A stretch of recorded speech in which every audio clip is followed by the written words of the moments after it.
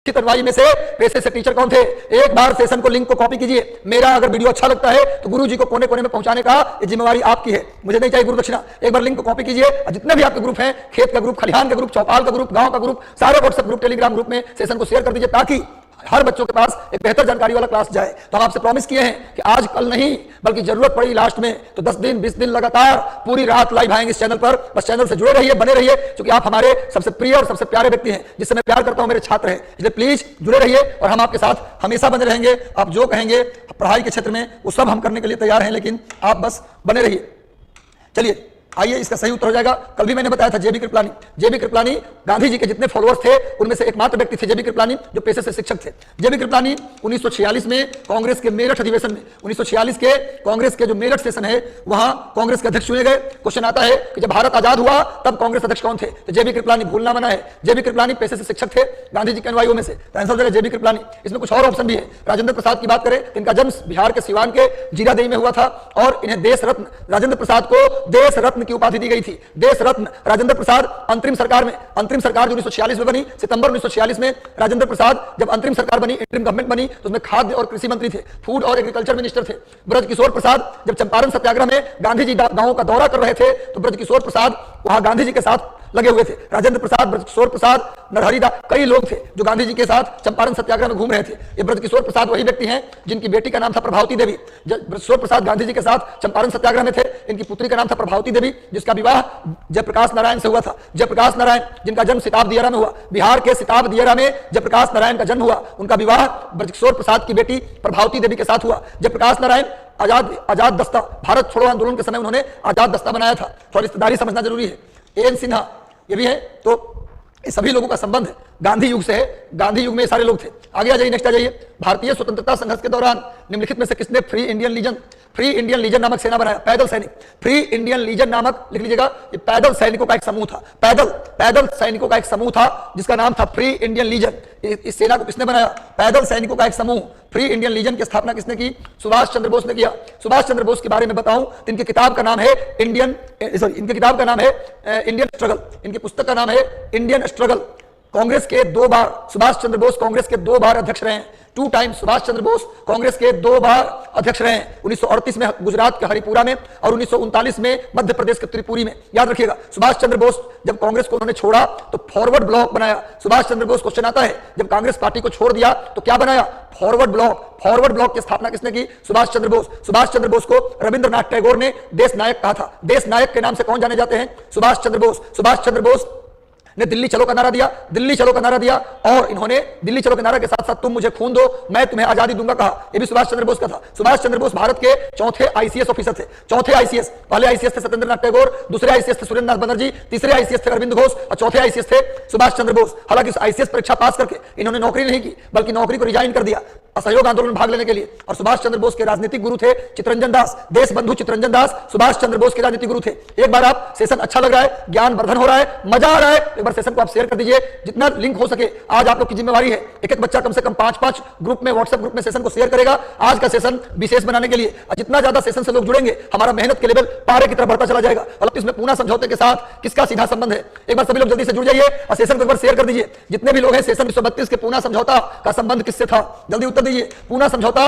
भारतीय दलित वर्ग, भारतीय महिलाएं, भारतीय कृषक वर्ग या भारतीय मजदूर वर्ग? आपको पता है कि जब 3 गोलमेज सम्मेलन हुआ, 3 राउंड टेबल मीटिंग कितने हुए? 3, 1930, 1931, 1932। पूछा जाए कि राउंड टेबल मीटिंग कब हुआ? 1930 में, 31 में और 32 में। और तीनों ही राउंड टेबल मीटिंग में भीमराव अंबेडकर गए थे ब्रिटेन और जाकर ब्रिटिश गवर्नमेंट से रिक्वेस्ट कर रहे थे कि सरकार आप हरिजनों को, जैसे मुसलमानों को दिया पृथक निर्वाचन, सेपरेट इलेक्शन, वैसे ही हरिजनों को भी पृथक निर्वाचन दे दीजिए। यही तो चाहता था अंग्रेज। फूट डालो राज करो। मुसलमानों को पृथक निर्वाचन देके हिंदुओं से अलग कर दिया, उनको अलग थलग कर दिया, अब फूट डाल दिया। अब सुभाष और अब अंबेडकर के कहने पर, अब यही तो अंबेडकर जी चाहते थे कि हरिजनों को पृथक निर्वाचन मिले। यही बात वो चाहता भी था अंग्रेज। वो जानता था जैसे मुसलमानों को तोड़े वैसे हरिजनों को भी तोड़ देंगे। इस चाल को गांधी जी समझते थे। गांधी जी इस चाल को समझते थे। उस समय पुणे के यरवदा जेल में बंद थे। पुणे के यरवदा जेल में बंद थे। वहां उन्होंने अनशन कर दिया, आमरण अनशन। यदि ये निर्णय लागू हुआ इंडिया में तो हम खाना नहीं खाएंगे, खाना छोड़ देंगे। इस निर्णय को सांप्रदायिक निर्णय, कम्युनल अवार्ड कहा जाता है। प्रधानमंत्री ब्रिटिश प्रधानमंत्री मैकडोनल्ड ने घोषणा किया सांप्रदायिक निर्णय का, यानी कि कम्युनल अवार्ड की घोषणा कर दी। गांधी जी इस बात से दुखी होकर आमरण अनशन कर दिए और इस आमरण अनशन के बाद गांधी और अंबेडकर के बीच एक समझौता हुआ, पूना समझौता। और उसमें था कि भैया जो सांप्रदायिक निर्णय लिया गया तुम्हारे कहने पर, वहां जाकर तुम रिक्वेस्ट किया जिसके कारण सांप्रदायिक निर्णय हुआ, इसको रद्द कर दो। सांप्रदायिक पूना समझौता गांधी अंबेडकर के बीच हुआ और सांप्रदायिक निर्णय को रद्द किया गया। गांधी जी ने कहा भैया अलग से निर्वाचन लेके क्या करोगे, सारा का सारा सीट तुम ले लो, एक भी सीट जनरल को मत दो, सब सीट पर तुम ही चुनाव लड़ो, मतलब कि दलित ही चुनाव लड़े, हमें कोई दिक्कत नहीं है।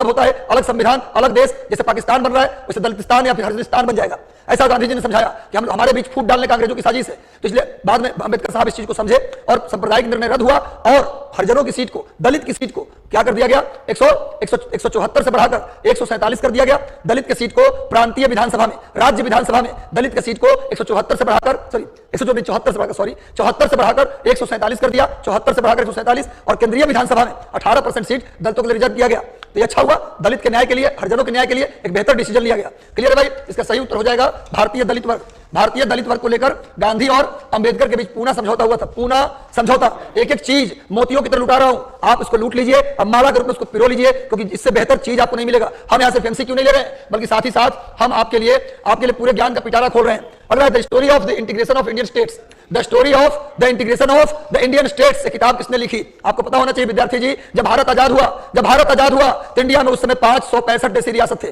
565। अगर पटेल साहब ना होते, बीपी मेनन ना होते, तो शायद हमारा देश आज कई टुकड़ों में बटा होता। आज भोपाल जाने के लिए, जोधपुर जाने के लिए, दिल्ली जाने के लिए आपको वीजा लगाना पड़ता। ये पटेल साहब थे, सारे 565 रियासत पर साम दाम दंड भेद लगाकर उन रियासतों को भारत में मिलाने की कोशिश की। इसीलिए सरदार पटेल का जन्म दिवस 31 अक्टूबर को नेशनल यूनिटी डे मनाते हैं।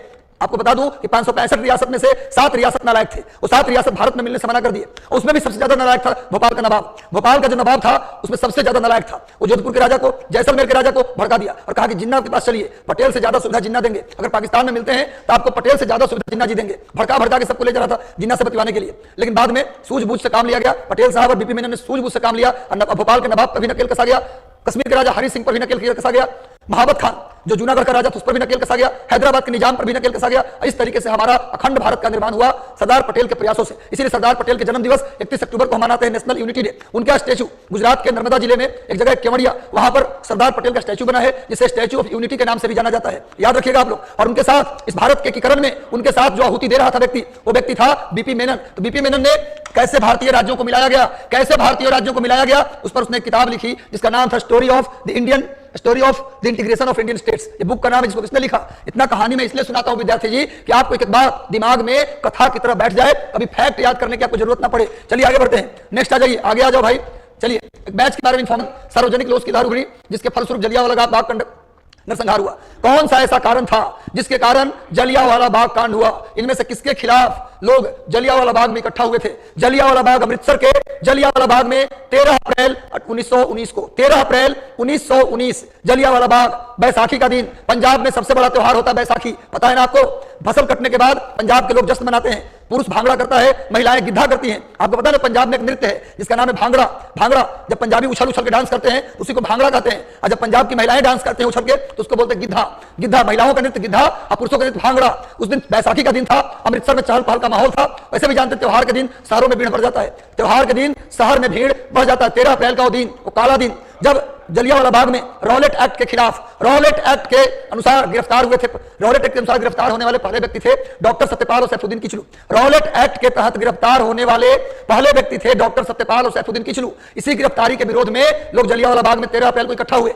इकट्ठा तो थे कम लोग, लेकिन बैसाखी का दिन था, भीड़ थी और भी लोग जमा हो गए। इससे भीड़ बहुत ज्यादा हो गया था। उसी समय आर एच डायर नामक व्यक्ति ने आदेश दिया गोली चलाने का। और गोली चलाया किसने? General O Dyer. R H Dyer ने आदेश दिया और जनरल ओ डायर ने गोली चलवाई। याद रखिएगा, गोली चलाने का आदेश किसने दिया? R H Dyer. और जनरल ओ डायर ने गोली चलवाई और इस गोली कांड में 1000 से ऊपर लोग मारे गए। इस घटना को जलियांवाला बाग कांड कहते हैं। हाल ही में ब्रिटेन के प्रधानमंत्री ने माफी मांगा है, बोरिस जॉनसन थे, उन्होंने माफी मांगा कि भैया हमसे गलती हो गई थी उस जमाने में जब जलियांवाला बाग कांड हुआ था। जलियांवाला बाग कांड हुआ, उसकी जांच के लिए ब्रिटिश सरकार ने भी एक कमेटी बनाई और कांग्रेस ने भी एक कमेटी बनाई। जलियांवाला बाग कांड की जांच के लिए ब्रिटिश सरकार ने जो कमेटी बनाई उस कमेटी का नाम था हंटर कमेटी। और जलियांवाला बाग कांड की जांच के लिए कांग्रेस ने जो कमेटी बनाई उसका नाम था मदन मोहन मालवीय कमेटी। क्वेश्चन आ रहा है कि जलियांवाला बाग कांड किसके खिलाफ लोग मीटिंग कर रहे थे? Rowlatt act. रॉलेट एक्ट आया था 18 मार्च 1919 को। 18 मार्च 1919 को रॉलेट एक्ट आया। इसको गांधी जी ने काला कानून कहा। गांधी जी ने इसे क्या बोला? काला कानून। इसे बिना अपील, बिना वकील, बिना दलील का कानून भी कहा जाता है। बिना सबूत के इस कानून में था कि बिना सबूत के शक के आधार पर किसी को भी गिरफ्तार करो और कम से कम 2 साल के लिए जेल भेज दो। इस कानून को महात्मा गांधी ने ब्लैक लॉ कहा, काला कानून। ऐसे इसे बिना अपील, बिना वकील और बिना दलील का कानून भी कहा जाता है। भूलना मना है। एक एक सवाल को बेहतर तरीके से करना है। एक बार सेशन अच्छा लग रहा है तो कमेंट करके बताइए कि आपको सेशन बढ़िया लग रहा है, मजा आ रहा है तो सेशन को एक बार कमेंट करके लाइक भी कर दीजिए। लाइक बटन दबाना जरूरी है। किसने कहा था? मेरी पीठ पर किया गया लाठी का एक एक प्रहार ब्रिटिश सरकार के लिए कफन साबित होगा। मेरे सिर पर किया गया लाठी का प्रहार ब्रिटेन गवर्नमेंट के लिए कफन साबित होगा। किसने कहा? सवाल यह है, जब भारत में साइमन कमीशन आया, साइमन कमीशन 1928 में, फरवरी 1928 में सबसे पहले बंबई आया। साइमन कमीशन सबसे पहले कहां आया? मुंबई। साइमन कमीशन के सारे मेंबर ब्रिटिश थे, अंग्रेज थे, इसीलिए भारतीयों ने साइमन कमीशन का विरोध करने का निर्णय लिया। क्वेश्चन आता है कई बार कि साइमन कमीशन का विरोध क्यों किया गया? क्योंकि साइमन कमीशन के सारे मेंबर अंग्रेज थे। भारतीयों की डिमांड थी उसमें भारतीयों को भी मेंबर बनाया जाए, लेकिन एक भी भारतीय नेता को उसका मेंबर नहीं बनाया गया। अतः संपूर्ण भारत ने निर्णय लिया कि साइमन को वापस भेजना है। और जैसे ही साइमन भारत आता है, पूरे भारत में गूंज उठता है, Simon go back, Simon go back. और उसी समय बिहार में नारा लगता है, उठो जवानों सवेरा हुआ, साइमन भगाने का बेरा हुआ। इस तरह से नारों से पूरा देश गूंज उठता है। जब साइमन कमीशन बंबई से लाहौर पहुंचा तो लाला लाजपत राय के नेतृत्व में साइमन गो बैक के नारे लग रहे थे। उसी समय एक अधिकारी था, नाम लिख लीजिएगा, स्कॉट, कर्नल स्कॉट। उसी ने लाठी चार्ज करने का आदेश दिया। लाठी की चोट लगी लाला जी को, लाला लाजपत राय को, और उनके उसी चोट से उनका निधन हो गया। इन मरते मरते बोल गए कि मेरे सिर पर किया गया लाठी का एक प्रहार ब्रिटिश सरकार के ताबूत में अंतिम कील साबित होगा। ये बात किसने कहा? लाला लाजपत राय। हालांकि बाद में भगत सिंह ने क्या किया? लाला लाजपत राय को जिस स्कॉट ने लाठी चार्ज करवाया था, जिसके कारण उनकी मृत्यु हुई, उस स्कॉट को मारने का निर्णय लिया। किसने? भगत सिंह। स्कॉट को छोड़ेंगे नहीं, लेकिन गलती से क्या हुआ? गए थे मारने स्कॉट को, लेकिन गलती से पहचान नहीं पाए, मार दिया सैंडर्स को। तो पुलिस अधिकारी सैंडर्स को गोली मारकर हत्या कर दी लाला लाजपत राय के बदले के रूप में। किसने? सरदार भगत सिंह ने। याद रखिएगा। तो भैया मेरे ताबूत में अंतिम कील साबित होगा, किसने कहा? लाला लाजपत राय। लाला लाजपत राय के विषय में बता दूं कि इन्होंने एक किताब लिखी थी, अनहैप्पी इंडिया। लाला लाजपत राय ने एक किताब लिखी, नोट करो, अनहैप्पी इंडिया। इन्हें पंजाब का शेर और पंजाब केसरी भी कहा जाता है। हालांकि राजा रंजीत सिंह को भी पंजाब का शेर कहा जाता था, लेकिन लाला लाजपत राय को भी पंजाब का शेर और पंजाब केसरी कहते हैं। इटली में एक बहुत बड़ा राजनेता हुआ करता था, मैजिनी। उसकी जीवनी भी किसने लिखी थी? मैजिनी की जीवनी। मैजिनी, लाल कलम दिखाई नहीं देगा आपको, तो मैजिनी की जीवनी किसने लिखी? मैजिनी इटली का एक बहुत बड़ा नेता था, उसकी जीवनी किसने लिखी थी? उसके जीवनीकार थे लाला लाजपत राय। इनकी किताब का नाम था a nation in the making. याद कर लीजिए, पंजाब का शेर पंजाब केसरी कहते हैं। और 1905 में 1905 में जो स्वदेशी आंदोलन हुआ था या बंग भंग आंदोलन हुआ था, तो पंजाब से स्वदेशी आंदोलन का नेता कौन थे? लाला लाजपत राय। आगे आ जाइए, किस भारतीय राष्ट्रवादी नेता ने जर्मनी और ब्रिटेन के बीच युद्ध को एक मौका के रूप में देखा? जर्मनी और ब्रिटेन के बीच जब सेकंड वर्ल्ड वॉर चल रहा था, द्वितीय विश्व युद्ध चल रहा था, तो जर्मनी और ब्रिटेन के बीच युद्ध को किस व्यक्ति ने एक अवसर के रूप में देखा कि अगर ये युद्ध में ब्रिटेन उधर उलझा हुआ है तो क्यों ना हम ब्रिटेन पर प्रहार करें? जैसे आपका कोई दुश्मन है और पावरफुल है तो कहीं और लड़ाई कर रहा है तो पीछे से उस पर वार आप कर सकते हैं। तो किस नेता के द्वारा कहा गया कि जर्मनी से जब ब्रिटेन लड़ रहा है तो यही वो अच्छा मौका है जब बगावत की बिगुल फूंक सकते हैं? जब आप कहीं उलझे हैं तो पीछे से 2-3 लाठी मारने में कोई दिक्कत नहीं है। नहीं, अगर आपका कोई मजबूत प्रतिद्वंदी है और दूसरा से लड़ रहा है तो जाइए पीछे से मुंह बांध के 2-4-5 लाठी मार के चलाइए, खत्म बात है। तो वही बात कहा, किस नेता ने कहा कि जर्मनी ब्रिटेन लड़ रहे हैं तो ब्रिटेन के खिलाफ बगावत करने का भगवान ने मौका दिया है। इनमें से कौन बोल सकता है? किसका कलेजा है बोलने का? मोहम्मद अली जिन्ना बोल सकते हैं? बिल्कुल नहीं बोल सकते। राजगोपालाचारी नहीं बोल सकते जी, गांधीवादी थे, गांधी जी के समधी थे, जैसे गांधी जी उसमें समधी होंगे। आगे आइए, सुभाष चंद्र बोस बोल सकते हैं, सुभाष चंद्र बोस के पास है कलेजा। जवाहरलाल नेहरू बिल्कुल नहीं बोल सकते। ऐसे भी अगर करिएगा ना, इस तरीके से भी आंसर करिएगा, इस तरह के बात बोलने का कलेजा है किसके पास? तो सुभाष चंद्र बोस, भगत सिंह, इस टाइप का ऑप्शन रहता तो काम हो जाता। चलो भैया, हम परीक्षा में सिर्फ ये उत्तर देना नहीं सिखा रहे भैया। जो विभाजन का बाल्कन प्लान किसने तैयार किया? जो अपने भाषा के नाम पर, कल्चर के नाम पर, रीति रिवाज के नाम पर, धर्म के नाम पर छोटे छोटे टुकड़ों में बट गया है। आज बिहार से भी छोटा छोटा देश है यूरोप में। बिहार छोड़िए ना, पटना जिला जितना बड़ा है ना, पटना डिस्ट्रिक्ट उतना बड़ा यूरोप में देश है छोटा छोटा। ये जो बाल्कन इलाका है आप सुने होंगे, ये जो आपका इटली से लेकर, इटली से शुरू करिए चले जाइए कहां तक? कैस्पियन सागर तक। ये जो दक्षिण का जो इलाका है, ऊपर में पोलैंड से लेकर नीचे में ग्रीस तक, पोलैंड से ग्रीस तक, इटली से कैस्पियन सागर तक, ये पूरा जो दक्षिणी यूरोप का इलाका है उसको बाल्कन बोलते हैं। अब बाल्कन कई टुकड़ों में टूटा हुआ है, कई कंट्री है वहां, रोमानिया, बुल्गारिया, युगोस्लाविया, चेकोस्लोवाकिया, वहां कई सारे मोंटेनिग्रो, कई देश हैं, छोटे छोटे देश। ऐसा ही प्लान भारत में माउंट बेटन लेकर आया था। माउंट बेटन लेकर आया था वही प्लान कि भैया भारत को कई टुकड़ों में तोड़ देना है। इसीलिए प्लान बाल्कन के नाम से जाना जाता है, लॉर्ड माउंट बेटन का प्लान। लॉर्ड माउंट बेटन का प्लान बाल्कन के नाम से जाना जाता है। अब बोलेंगे सर कैसे था बताइए? तो आप जानते हैं भारत में 565 रियासत थे। उस समय रियासत के राजा हुआ करते थे, लेकिन राजा नाम मात्र के हुआ करते थे। रथ से चलना है, नौकर चाकर लगा है, शासन एक्चुअल में उन राज्यों पर अंग्रेजों का था, ब्रिटिश शासन था। वो कहने के लिए राजा और राजकुमार थे, कहने के लिए राजा और राजकुमार थे, उनके पास कोई पावर नहीं था, पूरा पावर ब्रिटिश सरकार यूज करती थी। इसको बोलते पैरामाउंटेसी, इसी को बोलते पैरामाउंटेसी। मान लो कि इस कोचिंग में मान लीजिए कि हम यहाँ के सर्वे सर्वा दिखाए जाए, पर कोई और इस कोचिंग में पावर को यूज करे। एग्जांपल ले रहा हूं, मान लीजिए हमको दिखाया जाए रजनीश कुमार इस कोचिंग के हेड है, बस हेड नाम मात्र के हैं, कहने के लिए, दिखावे के लिए। अब कोचिंग का मान लीजिए कोई और व्यक्ति इसको हैंडल करते, इसको बोलते पैरामाउंटेसी। पैरामाउंटेसी मतलब जो है वो कुछ नहीं है और जो नहीं है वो सब कुछ है, इसी को बोलते पैरामाउंटेसी। तो अंग्रेज उन राज्यों पर बाहर से क्या करते थे, शासन करते थे, राजा नाम मात्र के होते थे। अभी सुनते हैं हथुआ महाराज, तो डुमराव महाराज सब कोची थे, यही सब थे भाई, कहने के लिए राजा हुआ करते थे। अब आगे प्रशासन अंग्रेजों का था। ये दुष्ट कहीं का ये जो आया, क्या नाम है, माउंटबेटन, ही आया तो बोला कि आज के बाद इन राजाओं पर से मेरा शासन खत्म, हम नहीं जानते तुम्हारा क्या होगा, हम भारत पाकिस्तान दो देश बना दे रहे हैं, तुम्हारी मर्जी, तुम इंडिया में जाओ, पाकिस्तान में जाओ, या तुम अपना देश बना लो, हमको नहीं पता। अब बताइए ना, कोई भी राज्य चाहेगा कि हम पाकिस्तान में जाए, इंडिया में जाए, चाहेगा कि हम देश बना के राजा बने रहे। इसका मतलब क्या था कि 565 राज्य थे उस समय भारत में। बताइए, इसका मतलब भारत को 565 टुकड़ों में तोड़ने का ही प्लान था। तो भैया इसीलिए इसको प्लान बाल्कन कहते हैं। तो लॉर्ड माउंटबेटन का जो प्लान था उसमें क्या किया गया, पैरामाउंटेसी को समाप्त कर दिया गया और राजाओं को कहा गया कि बादशाह ओरिजिनल राजा हैं और आपको मर्जी है, आप देश बना लीजिए, पाकिस्तान में जाइए, भारत में जाइए। ये तो बीपी मेनन का सोच था, समझ था कि इसको ठीक करवाया गया। चलिए इतनी बात समझाता हूं, एक एक बात, पैरामाउंटेसी क्या है, क्या कॉन्सेप्ट है, ये बात मैं समझाता हूं इसलिए क्योंकि हम यहाँ लाइव सेशन करने का मेरा मकसद नहीं है, आपका व्यूज लेने का मकसद नहीं है। मकसद ये है कि अगर मैं ऑफलाइन क्लासेस में रहूं, पेड बैच में रहूं या अनपेड बैच में रहूं, मैं जहां भी रहूं ओरिजिनल रहूं, 24 कैरेट। अगर ऑफलाइन बैच में 24 कैरेट है तो आपके लिए भी 24 कैरेट है, इतना विश्वास करिएगा। और मैं पहला ऐसा टीचर हूं जिसमें, इसलिए कोई गरीब हो या छोटे, आप कभी भी अकेला महसूस नहीं करिए। एक हंटर कमीशन बना था, एक हंटर कमीशन बना लॉर्ड रिपन के समय, एक हंटर कमीशन बना जलियांवाला बाग कांड की जांच के लिए। जलियांवाला बाग कांड की जांच के लिए ब्रिटिश सरकार ने भी एक कमीशन बनाया, हंटर कमीशन, और कांग्रेस ने भी जलियांवाला बाग कांड की जांच के लिए कमीशन बनाया, मदन मोहन मालवीय कमेटी। जलियांवाला बाग कांड की जांच के लिए कांग्रेस ने बनाया, जलियांवाला बाग कांड की जांच के लिए ब्रिटिश सरकार ने हंटर कमेटी बनाया। और एक हंटर कमीशन है जो लॉर्ड रिपन के समय बना था प्राइमरी एजुकेशन के लिए, प्राथमिक शिक्षा के लिए। लोग नोट कर लीजिए, 2 हंटर कमीशन है, एक हंटर कमेटी है, एक हंटर कमीशन है। जलियांवाला बाग कांड की जांच के लिए हंटर कमेटी बना, लेकिन प्राइमरी एजुकेशन के लिए हंटर कमीशन बना। तो प्राइमरी एजुकेशन के लिए जो हंटर कमीशन बना, उस समय वायसराय कौन थे, लॉर्ड रिपन, याद रखिएगा। और जब जलियांवाला बाग कांड की जांच के लिए हंटर कमेटी बना, उस समय वायसराय थे लॉर्ड चेम्सफोर्ड। तो याद कर लीजिए भैया, हंटर आयोग की नियुक्ति किसके लिए किया गया, जलियांवाला बाग कांड की जांच के लिए, जलियांवाला बाग कांड की जांच के लिए। चलिए मोतियों की तरह ज्ञान लुटा रहा हूं, लूटने वाले बच्चे कहीं भी रहेंगे तो कीचड़ में से भी मोती चुन लेंगे। आज लूटना नहीं होगा, मोती पैकेट में डाल भी देंगे तो मोती को फेंक देंगे। तो भैया चाहिए आपको, आप बगुला बनिए, ज्ञान की मछली निकले तो कहना ना पड़े, फटाक से नोट कीजिए। हम बार बार कहते हैं कान में ईयरफोन लगा के मेरा सेशन की ओर मत देखिए, कान में ईयरफोन के साथ हाथ में कॉपी और कलम आपको होना चाहिए। जो भी एक्स्ट्रा फैक्ट मिलता है नोट करते चलना है। किसने प्रसिद्ध चिटगांव शस्त्रागार धावे को आयोजित किया, चिटगांव शस्त्रागार धावे को किसके द्वारा, चिटगांव में शस्त्रागार को लूट लिया गया, ब्रिटिश शस्त्रागार को लूट लिया गया। चिटगांव में ब्रिटिश शस्त्रागार को 1930 को, 18 अप्रैल, डेट याद रखिए, 18 अप्रैल 1930 को। अब तक वर्तमान में चिटगांव बांग्लादेश के अंदर है, उस समय इंडिया में था। तो 18 अप्रैल 1930 को ब्रिटेन का एक हथियारों का जखीरा था, ब्रिटिश सरकार का, ब्रिटिश सेना का, उस पर धावा बोल के पूरा शस्त्रागार को लूट लिया था। किसने, मास्टर सूर्यसेन टीचर था भैया। शिक्षक को सामान्य मत समझिए, जब अपने ऊपर आ जाएगा ना तो कहीं भी धावा बोल सकता है, लेकिन दुश्मन देश पर धावा, अपने देश पर नहीं धावा बोलना है। तो मास्टर सूर्यसेन 18 अप्रैल 1930 का वो दिन जब चिटगांव में शस्त्रागार पर धावा बोल के पूरा शस्त्र लूट लिया। हालांकि इस बात के बाद इनकी गिरफ्तारी हो गई और 1934 में फांसी भी दे दी गई। इसी बात को लेकर मास्टर सूर्यसेन को फांसी दे दी गई। चलिए चिटगांव शस्त्रागार, डेट याद रखिए 18 अप्रैल 1930। मास्टर सूर्यसेन, चिटगांव बांग्लादेश में पड़ता है। वर्तमान में बांग्लादेश की राजधानी ढाका है और वहां के प्रधानमंत्री का नाम है शेख हसीना। चलो भैया, वर्ष 1946 में गठित अंतरिम कैबिनेट की अध्यक्षता किसने की, अंतरिम सरकार। आपको मैंने बताया था कि जब नौसेना ने विद्रोह कर दिया, भारतीय नेवी ने जब विद्रोह किया 1946 में फरवरी में कराची और बंबई में, तब ब्रिटिश सरकार को लग गया कि अब इंडिया में रहने का मतलब है कि कभी भी आपकी लाश जा सकती है भारत से। 1946 में जब सेना ने विद्रोह कर दिया 1946 में फरवरी में, तब एहसास हो गया ब्रिटिश सरकार को कि इंडिया में रहना ठीक नहीं है। पहले जनता विरोधी थी, अब वहां की मेरी जो सेना है वो हमारा विरोधी हो गई। अब वहां रहने का मतलब है कि सबका डेड बॉडी वहां से आएगा, जल्दी भारत खाली करो।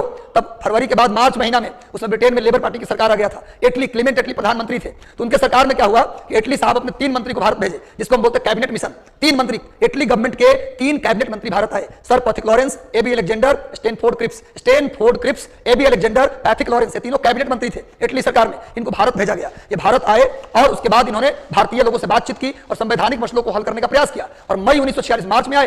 कैबिनेट मिशन कब आया, मार्च में। और मई 1946 में कैबिनेट मिशन ने अपना रिपोर्ट दिया और कैबिनेट मिशन की रिपोर्ट के आधार पर भारत में अंतरिम सरकार बना, इंटरिम गवर्नमेंट बना और साथ ही साथ संविधान सभा बनी, कॉन्स्टिट्यूशनल असेंबली। लेकिन कैबिनेट मिशन ने कहा कि जो अंतरिम सरकार बनेगी उसमें मुस्लिम लीग को भी शामिल करना है। अंतरिम सरकार जो बनेगा उसमें कांग्रेस के साथ मुस्लिम लीग भी शामिल होगी। जो संविधान सभा बनेगा उसमें कांग्रेस के साथ मुस्लिम लीग भी शामिल होगी। इसी बात को लेकर जिन्ना का जो है पारा ऊपर हो चला गया। जिन्ना ने देखा कि अगर जो सरकार बनी उसमें कांग्रेस के साथ मुस्लिम लीग शामिल होगी तो फिर पाकिस्तान कैसे बनेगा, मुसलमानों के लिए दूसरा देश कैसे फिर बन पाएगा।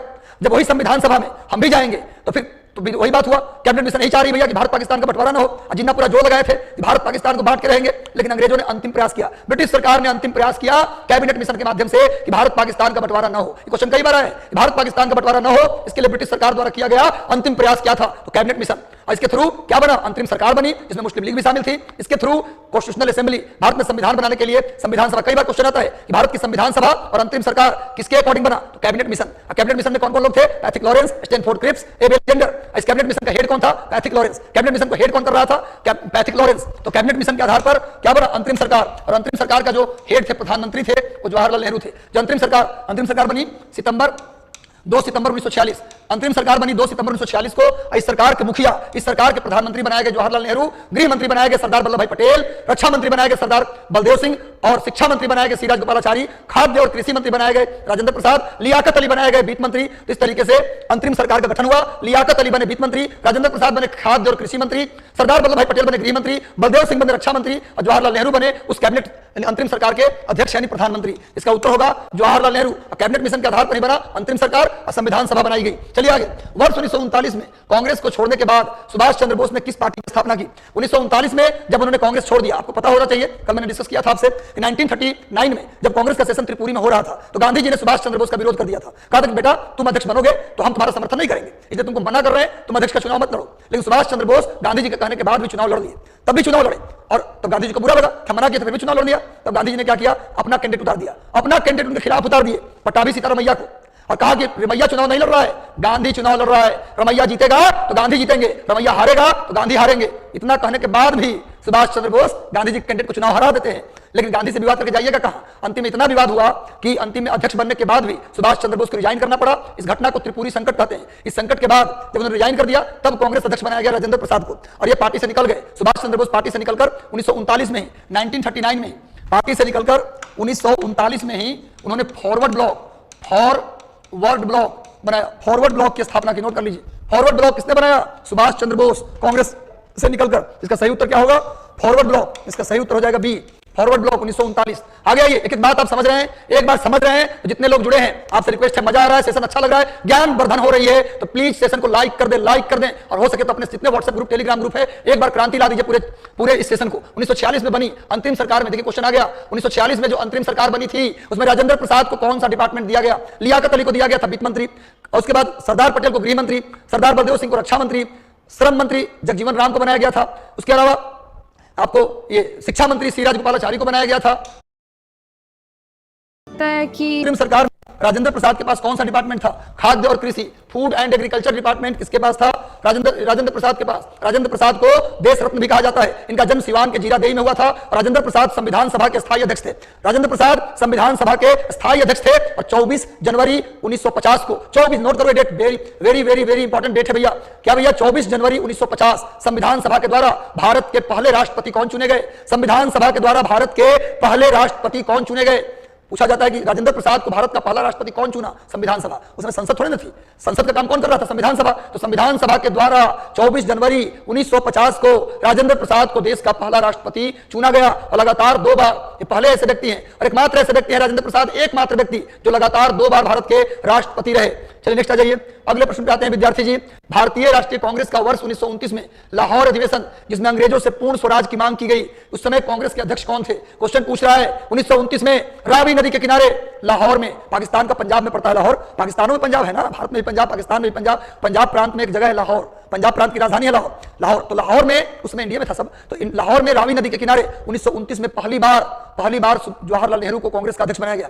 पंडित जवाहरलाल नेहरू कांग्रेस के पहली बार अध्यक्ष बने 1929 में लाहौर अधिवेशन में। उस सेशन में जो महत्वपूर्ण बात था वो ये था कि भैया पूर्ण स्वराज की मांग की गई। पूर्ण स्वराज, स्वराज से बात नहीं बनेगी, स्वराज की मांग 1906 में कर लिया गया था। 1906 में स्वराज की मांग 1906 में की गई थी और पूर्ण स्वराज की मांग 1929 में की गई। पहला पॉइंट। दूसरा पॉइंट, हम लोग अब हर साल अंग्रेज हमको आजाद करे ना करे, हर साल 26 जनवरी को हम मनाएंगे पूर्ण स्वराज दिवस। 1930 से, नोट कर लीजिए, 1930 से हर साल मनाया जाने लगा 26 जनवरी को पूर्ण स्वराज दिवस। इसका निर्णय भी 1929 के लाहौर अधिवेशन में लिया गया था। और लाहौर अधिवेशन में 1929 में आधी रात को 12 बजे रात को तिरंगा झंडा रावी नदी के किनारे फहराया गया था। यह भी इसी सेशन में हुआ। पहली बार कांग्रेस सेशन में तिरंगा कब फहराया गया? 1929 में। पूर्ण स्वराज की मांग कब की गई? 1929 में। पूर्ण स्वराज दिवस मनाने की घोषणा कब की गई? 1929 में। पंडित नेहरू पहली बार कांग्रेस के अध्यक्ष कब बने? 1929 में। कहां बने? लाहौर में। लाहौर किस राज्य में है? पंजाब में। लाहौर किस नदी के किनारे है? रावी नदी के किनारे। छोड़ना नहीं है, रावी नदी के किनारे विद्यार्थी जी लाहौर है। और नेहरू जी पहली बार कांग्रेस के अध्यक्ष बने और नेहरू जी कुल 3 बार कांग्रेस के अध्यक्ष रहे। 1929, 1930, 1936 और 1937 कांग्रेस के 3 बार अध्यक्ष रहे। 1929 में लाहौर में, 1936 में लखनऊ में और 1937 में फैजपुर में कांग्रेस के 3 बार अध्यक्ष रहे। कौन? जवाहरलाल नेहरू। एक एक बात मोतियों की तरह लुटा रहा हूं, प्लीज हाथ में पकड़ लीजिए कलम और कॉपी। प्लीज कल सुनते मत चलिए, निकल गए खाना खा के ईयरफोन लगा के रोड पर। भारतीय मुसलमानों के पृथक राज्य के लिए पाकिस्तान शब्द का प्रयोग, पहली बार पाकिस्तान शब्द का प्रयोग किसने किया था? मुसलमानों के लिए अलग जमीन की मांग पूछे पहली बार किसने की? तो सर मोहम्मद इकबाल। याद कर लीजिएगा, इंपॉर्टेंट बात बता रहा हूं, पहली बार मुसलमानों के लिए अलग जमीन की मांग किस व्यक्ति ने की थी? तो सर मोहम्मद इकबाल। ये वही सर मोहम्मद इकबाल है जिनका जन्म पंजाब राज्य के सियालकोट में हुआ था। पाकिस्तान के पंजाब के सियालकोट में हुआ था। किनका जन्म? सर मोहम्मद इकबाल का। ये वही सर मोहम्मद इकबाल है जिसने कहा था इंडिया के बारे में कुछ बात तो है कि हस्ती मिटती नहीं हमारी। सर मोहम्मद इकबाल ने पहली बार मुसलमानों के लिए अलग जमीन मांगी। लेकिन अगर यह पूछा जाए कि जो मुसलमानों के लिए अलग जमीन होगी उसका नाम पाकिस्तान होगा, इस शब्द का प्रयोग किसने किया? इस शब्द का प्रयोग कैम्ब्रिज विश्वविद्यालय में कानून की पढ़ाई करने वाला एक छात्र था। कानून की पढ़ाई करने वाला कैम्ब्रिज का छात्र चौधरी रहमत अली के द्वारा 1933 में, नोट कर लीजिए, 1933 में पहली बार पाकिस्तान शब्द का प्रयोग किया गया था। और इसने एक पंपलेट बंटवाया था पूरे कैम्ब्रिज में, जो इंग्लैंड में कैम्ब्रिज है, वह पैम्पलेट बंटवाया था पाकिस्तान नाम का। तो चलिए, पूरा माहौल बना था कि जब आजादी मिलेगी तो एक अलग देश बनेगा पाकिस्तान। चलिए नेक्स्ट आ जाइए भाई। अच्छा चीज और, भारत मुस्लिम लीग के किस अधिवेशन में द्विराष्ट्र का सिद्धांत पारित हुआ? यह भी क्वेश्चन आता है। 1940 लाहौर, 1940 के अधिवेशन में पहली बार द्विराष्ट्र का सिद्धांत पारित हुआ। नोट कर लीजिए। आगे आइए, 1937 के हुए चुनाव में कांग्रेस को कितने प्रांतों में बहुमत मिला? 1937 में प्रांतों में आम चुनाव हुआ। 1934 में प्रांतों में आम चुनाव हुआ। इस चुनाव में कितने राज्यों में कांग्रेस को बढ़त मिला? 1937 क्या पूछा जाए कितने राज्यों में चुनाव हुआ था? 1937 के आम चुनाव में यह भी क्वेश्चन आता कितने टोटल राज्यों में चुनाव हुआ? तो 11। उनमें से 5 राज्य में कांग्रेस को बहुमत मिला, लेकिन टोटल 8 राज्यों में कांग्रेस की सरकार बनी। 11 में से 8 राज्य में कांग्रेस ने सरकार बनाई, 5 में पूर्ण बहुमत से, और बाकी 3 में गठबंधन की सरकार, कई पार्टी को मिलाकर सरकार बनी। तो 3 में गठबंधन की सरकार, 5 में पूर्ण बहुमत मिला। इसका सही उत्तर होगा 5। कांग्रेस को 11 में से 5 राज्यों में पूर्ण बहुमत मिला। ये 5 राज्य कौन कौन से हैं? ये 5 राज्य हैं, नोट कर लीजिए, मद्रास, बिहार, उड़ीसा। ये 5 राज्य हैं, मद्रास, बिहार, उड़ीसा, मध्य प्रदेश और उत्तर प्रदेश। मध्य प्रदेश को उस समय बोलते थे मध्य प्रांत, और यूपी को बोलते थे संयुक्त प्रांत। नोट कर लीजिए, संयुक्त प्रांत। तो ये 5 राज्य थे जहां कांग्रेस को बहुमत मिला। 3 राज्य में गठबंधन की सरकार बनी, कुल मिला के 8 राज्य में कांग्रेस की सरकार बनी, और 3 राज्यों में सरकार नहीं बनी। और मैं बता दूं कि ये सरकार, कांग्रेस की जो सरकार चली, इन 8 राज्यों में कांग्रेस की जो सरकार चली, वो सरकार चली 28 माह। नोट कर लीजिए, कांग्रेस शासन के 28 माह, नोट कर लो मेरे भाई, मेरे दोस्त, नोट कर लीजिए, कांग्रेस शासन के 28 माह नोट कीजिए। और जिस दिन कांग्रेस ने रिजाइन किया उसी दिन मुस्लिम लीग ने मनाया मुक्ति दिवस। जिस दिन कांग्रेस ने रिजाइन किया, कांग्रेस शासन पूछा जाए कि कांग्रेस ने जो 8 राज्यों में सरकार बनाई वो कितने माह सरकार चली? 28 माह। इस सरकार ने रिजाइन कर दिया 22 दिसंबर 1939 को, 22 दिसंबर 1939, डेट याद रखना। कांग्रेस की सरकार ने इन प्रांतों से कब रिजाइन किया? नोट कर लो, 22 दिसंबर 1939, जिस दिन कांग्रेस ने रिजाइन किया। मुस्लिम लीग ने चैन की सांस लिया कि यार हमारा कोई बहुमत नहीं आ रहा है, इसीलिए उस दिन, जिस दिन कांग्रेस ने रिजाइन किया, उस दिन मुस्लिम लीग ने बनाया मुक्ति दिवस। किसका मुक्ति दिवस? कांग्रेस से मुक्ति। 28 माह बाद जब कांग्रेस ने रिजाइन कर दिया तो मुस्लिम लीग ने इस घटना को किस रूप में मनाया? भी क्वेश्चन आता है। मुक्ति दिवस। किससे मुक्ति? अंग्रेजों से नहीं, कांग्रेस से मुक्ति का दिवस। और कांग्रेस पूछेगा सर कांग्रेस ने रिजाइन क्यों कर दिया? क्वेश्चन आ सकता 28 महीने बाद कांग्रेस पार्टी की सरकार ने रिजाइन क्यों किया? क्योंकि भारतीयों को बिना पूछे, बिना राय लिए, अंग्रेज भारतीयों से बिना राय लिए सेकेंड वर्ल्ड वॉर में भारतीयों को शामिल कर लिए। बिना भारतीयों से राय लिए सेकेंड वर्ल्ड वॉर में अंग्रेजों ने भारतीयों को शामिल कर लिया। द्वितीय विश्व युद्ध में हमसे बिना राय लिए अंग्रेजों ने भारत को भी युद्ध में शामिल कर लिया। इस बात से कांग्रेस पार्टी गुस्सा हो गई और इसी कारण 28 महीने बाद 22 दिसंबर 1939 को रिजाइन कर दिया, इस्तीफा दे दिया सरकार से गुस्से में। और उस दिन को मुस्लिम लीग ने क्या मनाया? मुक्ति दिवस। तो मुक्ति दिवस का भी डेट यही रहेगा और कांग्रेस के इस्तीफा का भी डेट यही रहेगा, 28 माह। भी याद रखिएगा, कभी कभी सीधे पूछ लेते कांग्रेस के शासन कितने माह चली, तो 28 माह। चलो भैया, एक एक सवाल को बेहतर तरीके से करते चलना है। मुस्लिम लीग ने मुक्ति दिवस आ ही गया। मुस्लिम लीग ने मुक्ति दिवस कब मनाया? अभी बताया हूं, 22 दिसंबर 1939। यहां समय देने की जरूरत नहीं है। किससे मुक्ति? कांग्रेस से मुक्ति। कांग्रेस शासन के कितने माह? 28 माह। कांग्रेस की सरकार ने रिजाइन क्यों किया? क्योंकि बिना पूछे भारतीयों को ब्रिटिश सरकार ने युद्ध में झोंक दिया था। आगे आ जाओ विद्यार्थियों, मेरे प्यारे विद्यार्थियों, दुलारे विद्यार्थियों, तो टूटना नहीं है। सर मोहम्मद इकबाल का संबंध मुख्यतः किससे था? कहां से था? उत्तर प्रदेश से, पंजाब से, कश्मीर से, दिल्ली से। अभी बताया हूं, मुसलमानों के लिए अलग जमीन की मांग पहली बार इकबाल ने ही की थी। और बता दूं आपको कि इनका जन्म पंजाब के सियालकोट में हुआ था। पंजाब के सियालकोट में, लेकिन अब वो पाकिस्तान में चला गया। पहले जब आजादी से पहले था तो भारत में था पंजाब। अब पंजाब के दो टुकड़े हो गए, एक पंजाब इंडिया वाला, एक पंजाब पाकिस्तान वाला। तो पंजाब के अंदर एक जगह है सियालकोट, यही जन्म हुआ था। इकबाल का जन्म पंजाब के सियालकोट में हुआ था। सारे जहां से अच्छा हिंदुस्तान हमारा।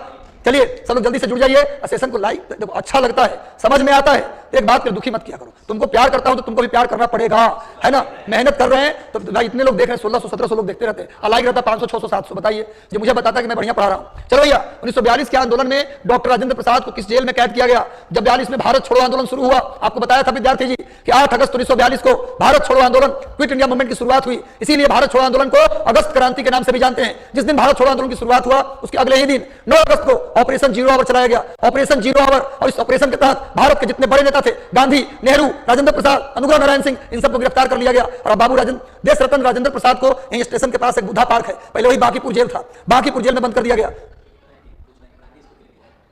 राजेंद्र प्रसाद को बंद किया गया था बांकीपुर जेल, पटना के बांकीपुर जेल में बंद किया गया था। आगे आ जाओ, जयप्रकाश नारायण किस पार्टी से थे? जयप्रकाश नारायण, राम मनोहर लोहिया, अच्युत पटवर्धन, राम मनोहर लोहिया, जयप्रकाश नारायण, आचार्य नरेंद्र देव, जयप्रकाश नारायण, अच्युत पटवर्धन, राम मनोहर लोहिया, इन सब ने मिलकर 1934 में समाजवादी यानी सोशलिस्ट पार्टी, कांग्रेस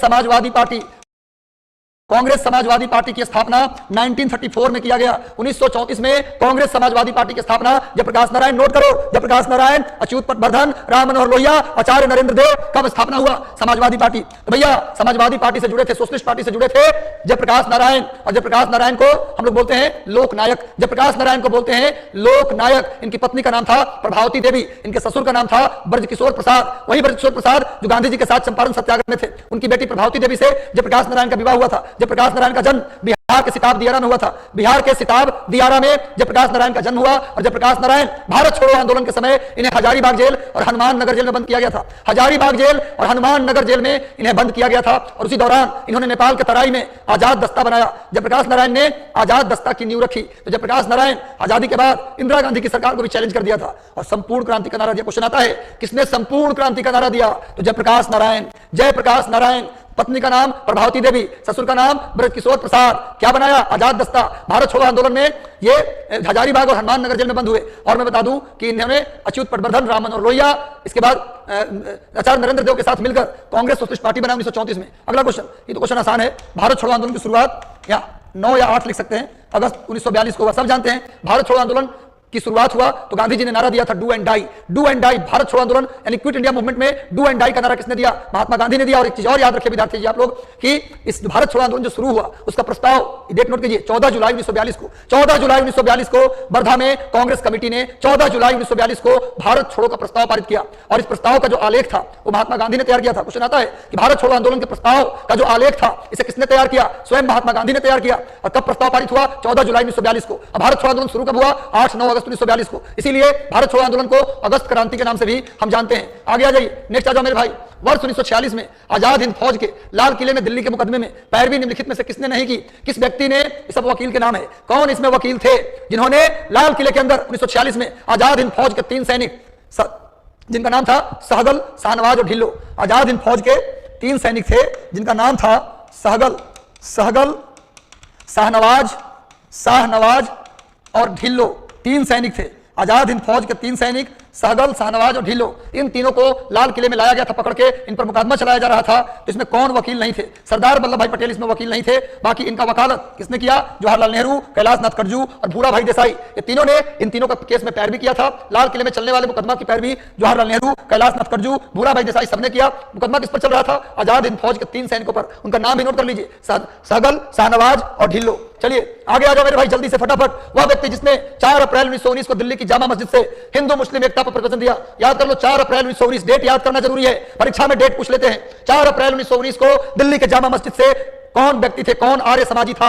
आर्य समाज से जुड़ा हुआ एक व्यक्ति का नाम बताइए जिसने दिल्ली के जामा मस्जिद में जाकर हिंदू मुस्लिम एकता पर अपना उपदेश दिया, अपना प्रवचन दिया, अपना भाषण दिया। वो थे स्वामी श्रद्धानंद। स्वामी श्रद्धानंद याद रखिए, आर्य समाज से जुड़े थे स्वामी श्रद्धानंद, आर्य समाज के नेता थे स्वामी श्रद्धानंद। तो स्वामी श्रद्धानंद ने 4 अप्रैल 1919 को दिल्ली के जामा मस्जिद के प्रांगण से हिंदू मुस्लिम एकता पर भाषण दिया। इनकी हत्या कर दी गई थी लॉर्ड रीडिंग के समय, जब लॉर्ड रीडिंग वायसराय था, जब भारत का वायसराय बन के आया लॉर्ड रीडिंग, तो इनकी हत्या कर दी गई। और इन्होंने ही, स्वामी श्रद्धानंद ने ही हरिद्वार में, उत्तराखंड के हरिद्वार में, लिख लीजिए इंपॉर्टेंट बात, उत्तराखंड के हरिद्वार में गुरुकुल कांगड़ी विश्वविद्यालय की स्थापना की। गुरुकुल कांगड़ी विश्वविद्यालय की स्थापना स्वामी श्रद्धानंद ने की। और मैं बता दूं विद्यार्थी जी, 1905 में जब बंगाल विभाजन के खिलाफ स्वदेशी आंदोलन हुआ था, तो उत्तर प्रदेश से स्वामी श्रद्धानंद और गोविंद वल्लभ पंत ने, स्वामी श्रद्धानंद और गोविंद वल्लभ पंत ने क्या किया था? स्वदेशी आंदोलन का नेतृत्व प्रदान किया था। तो स्वामी श्रद्धानंद स्वदेशी आंदोलन के उत्तर प्रदेश से नेता भी थे। उत्तराखंड में गुरुकुल कांगड़ी विश्वविद्यालय की स्थापना की। 4 अप्रैल 1919 को हिंदू मुस्लिम एकता पर जामा मस्जिद से भाषण दिया। इनकी हत्या लॉर्ड रीडिंग के समय कर दी गई। ये आर्य समाज से जुड़े थे, ये भी आपको याद करना है। आगे आ जाइए। ब्रिटिश सरकार ने महात्मा गांधी को जो उपाधि दी, उसे उन्होंने असहयोग आंदोलन या कहें कि जलियांवाला बाग कांड के बाद लौटा दिया। गांधी जी को कौन सी उपाधि ब्रिटिश सरकार ने दी थी, जिसे जलियांवाला बाग कांड से दुखी होकर पीड़ा में गांधी जी ने उपाधि लौटा दी? अंग्रेजों के द्वारा दी गई उपाधि को महात्मा गांधी ने लौटा दिया। वो उपाधि थी कैसर-ए हिंद, कैसर-ए हिंद की उपाधि। और मैं बता दूं विद्यार्थी जी, एक बहुत बढ़िया बात, अच्छी बात, कि उस समय जलियांवाला बाग कांड के बाद गांधी जी ने लौटाया था कैसर-ए-हिंद की उपाधि, और रविंद्रनाथ टैगोर ने लौटाया था नाइटहुड की उपाधि। रविंद्रनाथ टैगोर ने लौटाया था नाइटहुड। रविंद्रनाथ टैगोर ने भी अपनी उपाधि लौटा दी थी। नाइटहुड की उपाधि पूछता है किसने लौटाया? रविंद्रनाथ टैगोर। और एक बात और नोट कर लीजिए, उस समय गवर्नर जनरल के कार्यकारिणी में एक व्यक्ति थे जिनका नाम था सी शंकरन नायर। सी शंकरन नायर गवर्नर जनरल के कार्यकारिणी में एक व्यक्ति थे जिनका नाम था सी शंकरन नायर। सी शंकरन नायर गवर्नर जनरल के कार्यकारिणी में थे। ये भी जलियांवाला बाग कांड से दुखी हो गए थे। इन्होंने गवर्नर जनरल के एग्जीक्यूटिव काउंसिल से, कार्यकारिणी से रिजाइन कर दिया। क्वेश्चन आता है कि जलियांवाला बाग कांड के बाद गवर्नर जनरल के कार्यकारिणी से कौन रिजाइन किया? तो सी शंकरन नायर। नोट कर लो, किसने नाइटहुड की उपाधि लौटा दी? रविंद्रनाथ टैगोर। कैसर-ए-हिंद किसने लौटा दिया? महात्मा गांधी। आगे आ जाइए। एक एक शब्द जो परीक्षा के लिए महत्वपूर्ण है। एक सवाल हमारे सेशन से, मैं सेशन अगर कंप्लीट कर लूंगा मॉडर्न हिस्ट्री का, तो नोट कर लीजिए, एक सवाल बाहर नहीं जाने देंगे जी। अगर 30 सवाल आएगा तो पूरा का पूरा इस सेशन से सवाल आएगा। मैं जो डिस्कशन कराता हूं, जो क्वेश्चन लेता हूं, एक्स्ट्रा बात जब बताऊं तो कॉपी में नोट कर लिया करो। निम्नलिखित में से किस पार्टी ने भारत छोड़ो आंदोलन का समर्थन नहीं किया? इनमें से कौन सी पार्टी थी? कांग्रेस पार्टी ने 1942 में शुरू किया भारत छोड़ो आंदोलन। इनमें से कौन ऐसी पार्टी थी जो भारत छोड़ो आंदोलन, क्विट इंडिया मूवमेंट का समर्थन नहीं किया? तीनों में से किसी ने नहीं किया। उपरोक्त में से कोई नहीं, सभी ये तीनों पार्टियों ने भारत छोड़ो आंदोलन का समर्थन नहीं किया था। Union party of Punjab, communist party of India, Hindu Mahasabha, इन तीनों ने कांग्रेस पार्टी को समर्थन भारत छोड़ो आंदोलन में नहीं दिया था। आगे आ जाइए। फाउंडेशन बैच की शुरुआत विनोबा भावे प्रथम सत्याग्रही थे, गांधी जी ने शुरू किया। क्वेश्चन आता है कि व्यक्तिगत सत्याग्रह किसने शुरू किया? व्यक्तिगत सत्याग्रह किसने शुरू किया? तो महात्मा गांधी ने। कब शुरू किया?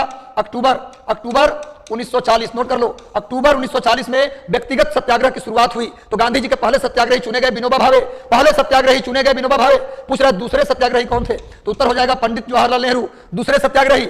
और तीसरे सत्याग्रही कौन थे? उनका नाम है ब्रह्मदत्त। तीसरे सत्याग्रही थे ब्रह्मदत्त। तीसरे सत्याग्रही ब्रह्मदत्त। पहले सत्याग्रही विनोबा भावे, दूसरे सत्याग्रही जवाहरलाल नेहरू और तीसरे ब्रह्मदत्त। और मैं बता दूं कि विनोबा भावे पहले व्यक्ति हैं, भारत के पहले व्यक्ति हैं जिनको रेमन मैग्सेसे पुरस्कार मिला था। रेमन मैग्सेसे पुरस्कार प्राप्त करने वाले पहले भारतीय हैं विनोबा भावे। इन्होंने भूदान आंदोलन चलाया था। विनोबा भावे ने भूदान, इनका कहना था कि जो बड़े बड़े जमींदार लोग हैं, ज्यादा जमीन है उनके पास, तो जिनके पास जमीन नहीं है, गरीब लोग हैं, उनको कुछ जमीन दान में दे दीजिए। इसी को बोलते भूदान आंदोलन। भूदान आंदोलन की शुरुआत आंध्र प्रदेश से हुआ था। भूदान आंदोलन की शुरुआत आंध्र प्रदेश से किया गया। अब विनोबा भावे को जाना जाता है भूदान आंदोलन के लिए। तो भूदान के लिए विनोबा भावे जाने जाते हैं। निम्नलिखित आंदोलनों में से किस एक के साथ अरुणा असफ अली का सीधा संबंध था? अरुणा असफ अली का संबंध इनमें से किससे था? प्रभावती देवी, अरुणा असफ अली, हंसा मेहता, इन सब का संबंध। हंसा मेहता, अरुणा असफ अली, सुचेता कृपलानी, अरुणा असफ अली, प्रभावती देवी, हंसा मेहता, इस महिलाओं का नाम ले रहे हैं। ये सारी महिलाएं भारत छोड़ो आंदोलन, क्विट इंडिया मूवमेंट में अपना योगदान दिए थे। कौन कौन? नाम नोट कर लो। हंसा मेहता, प्रभावती देवी, जेबी कृपलानी की पत्नी सुचेता कृपलानी, और एक नाम नोट कर लीजिए प्रभावती देवी। ये सब भारत छोड़ो आंदोलन से जुड़े हुए थे। आगे आइए। सरदार वल्लभ भाई पटेल के नेतृत्व में शुरू हुए बारदोली सत्याग्रह की निम्नलिखित मांगों में से क्या महत्वपूर्ण मांग थी? सरदार वल्लभ भाई पटेल के नेतृत्व में मात्र एक सत्याग्रह हुआ। क्वेश्चन आता है कि वल्लभ भाई पटेल के नेतृत्व में टोटल कितने सत्याग्रह हुए? एक। उसका नाम था बारदोली सत्याग्रह। बारदोली गुजरात का एक तालुका है, बारदोली गुजरात में है। बारदोली सत्याग्रह के दौरान ही सरदार वल्लभ भाई पटेल को सरदार की उपाधि मिली थी। सरदार वल्लभ भाई पटेल को सरदार की उपाधि बारदोली की महिलाओं ने दिया था। याद रखिएगा, बारदोली की महिलाओं की तरफ से गांधी जी ने दिया था। इसका उत्तर क्या होगा? मजदूरी की दरों में वृद्धि? बिल्कुल नहीं। नई बढ़ी हुई लगान दर की वापसी। की वापसी, बढ़ी हुई लगान की वापसी। आगे आ जाओ मेरे भाई, नेक्स्ट आ जाओ। भारत के लिए एक डोमिनियन स्टेटस, भारत के लिए एक डोमिनियन स्टेटस की मांग, डोमिनियन स्टेटस की मांग कॉन्स्टिट्यूशनल क्या भी है, भारत के एक डोमिनियन स्टेटस कॉन्स्टिट्यूशन के प्रारूपण का प्रथम प्रयास किया गया। किसके द्वारा? भारत को डोमिनियन स्टेटस दिया जाएगा, इसके लिए पहला प्रयास किया गया कब? पहला गोलमेज सम्मेलन, Simon commission, Montagu Chelmsford reform या मार्ले मिंटो सुधार? सभी लोग उत्तर दीजिए। भारत को डोमिनियन स्टेटस देने की बात इनमें से किसके द्वारा किया गया? बिल्कुल सही, भारत। इसी के बाद 1935 का अधिनियम आया था, भारत का भारत सरकार अधिनियम 1935 आया था। आगे आ जाइए, नेक्स्ट आ जाओ भाई। निम्नलिखित में से कौन सा गोलमेज सम्मेलन 1932 में होगा? आसान सवाल, ये आसान सवाल है। 1930, 1901 दूसरा गोलमेज सम्मेलन एकमात्र ऐसा सम्मेलन था जिसमें गांधी जी और कांग्रेस ने भाग लिया था। तीनों में से एक सम्मेलन था दूसरा जिसमें गांधी जी कांग्रेस ने भाग लिया, और 1932 में था तीसरा।